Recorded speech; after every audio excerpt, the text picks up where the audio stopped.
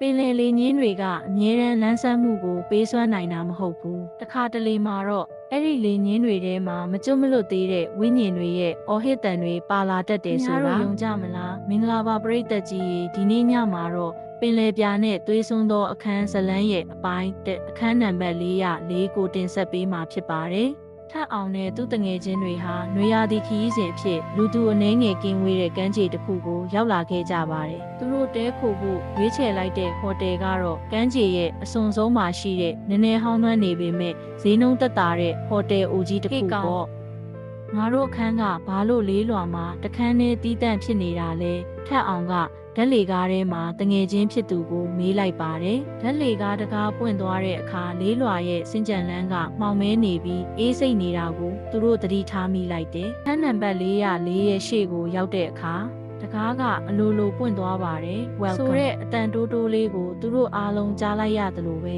အခန်းထဲမှာဘယ်သူမှရှိမနေပေမဲ့ကတင်ပေါ်မှာတော့ဆိုစွတ်နေတဲ့ခြေရာတွေကရေချိုးခန်းတဲ့အထိတန်းနေတာကိုတွေ့လိုက်ရတဲ့အခါထပ်အောင်ကရေချိုးခန်းတကားကိုဖြည်းဖြည်းချင်းတွန်းဖွင့်လိုက်ပါတယ်။ဒါပေမဲ့ရေချိုးခန်းထဲမှာသူတွေ့လိုက်ရတာကတာမန်လူတယောက်မဟုတ်ပဲတကူလုံးရေမော်ပင်တွေပတ်နေတဲ့ရုပ်လောင်းတစ်ခုဖြစ်နေမယ်လို့ဘသူကထင်ထားမှာလဲ။ထပ်အောင်တို့တငယ်ချင်းအဖွဲ့ဘလို့ဆက်ဖြစ်မလဲဆိုတာအပိုင်းနှစ်မှာဆက်လက်နားဆင်ပေးပါအောင်နော်။ Channel လေးကို Subscribe မလုပ်ရသေးရင်လုပ်ပေးသွားပါအောင်နော်။